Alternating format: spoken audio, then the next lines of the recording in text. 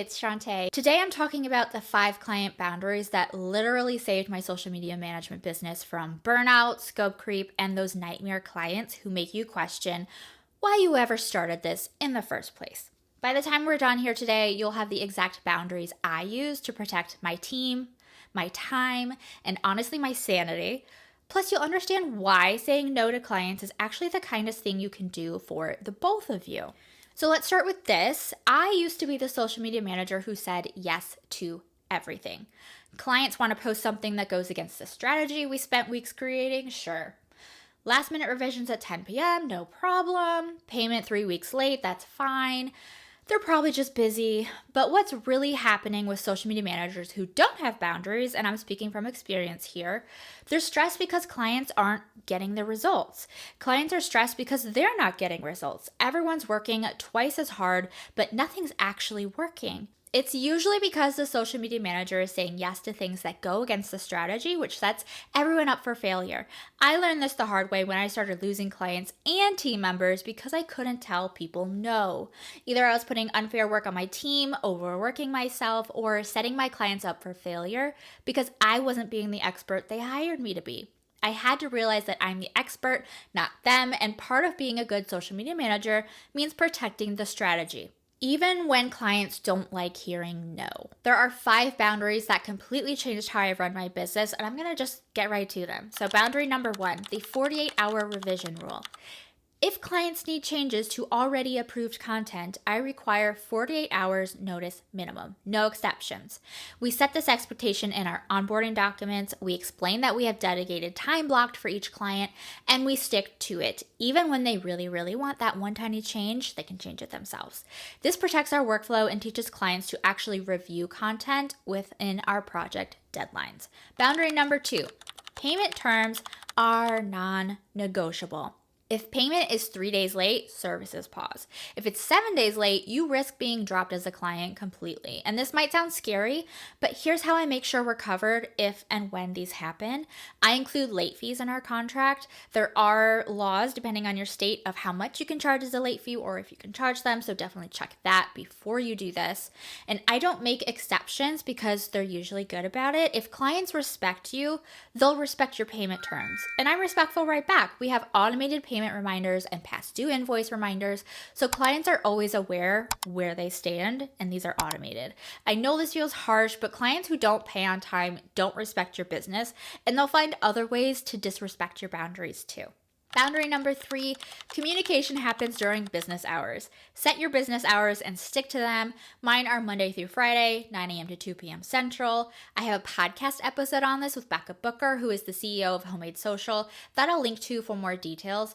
But basically, use scheduling tools for anything non-urgent. Don't respond to texts at 9 p.m. just because you saw them. And honestly, my clients don't even have a way to text me.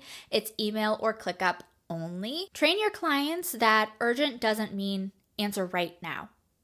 Boundary number 4, strategy decisions are final. This was the hardest one for me because I'm a people pleaser, but when clients want to do something that goes against the strategy that they approved, you have to say no. Remind them why the strategy was created, explain how their idea could hurt the results, and you can offer alternatives that align with the strategy.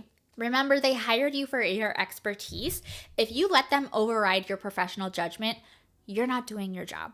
Boundary number 5 is scope creep stops here. When clients ask for something outside their package, the answer is always, that's outside your current package, but I'd be happy to send a quote for additional work. Don't do quick favors that set a precedent. Have a clear scope of work in your contract. Quote additional work before you do it. Every time you say yes to free extra work, you're training them that your boundaries are negotiable. Now, this doesn't mean don't go above and beyond for your clients, because you do want to prioritize your client experience, and we do that as well. But you have to weigh out whether it's going to add a ton more work to you or your team, and who's going to do that at work. Is it profitable?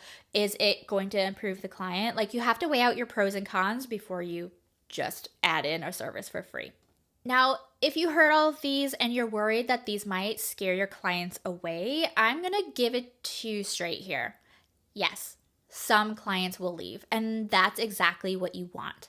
If clients don't respect your boundaries, you're going to lose money at the end anyway. You'll lose it through scope creep, late payments, endless revisions, and working twice as hard for the same amount of pay.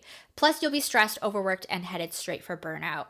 The social media managers that you see quitting after 2 years, they're usually the ones who never learned to say no. They kept difficult clients on, thinking it was better than no clients, but it actually destroyed their business from the inside out.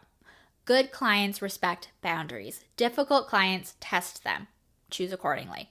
If you're ready to start implementing boundaries with your clients, my client onboarding welcome packet template has the structure you need to set these expectations from day one. It's a beautiful Canva template that walks your clients through your policies, communication preferences, and boundaries in a way that feels professional and not harsh. You can literally copy and paste my exact boundary language and customize it for your business. It's only $37, and honestly, it'll pay for itself the first time it prevents a scope creep situation. You can grab it at my shop. I'll link it below. And if you want the full workflow with customer service scripts for when boundaries get tested, check out my launch masterclass, which includes this template plus a ton more scripts, setup, workflows, all of that. You're not mean for having boundaries, you're professional. And honestly, you're protecting your clients from their own worst impulses, which is part of being a good strategist.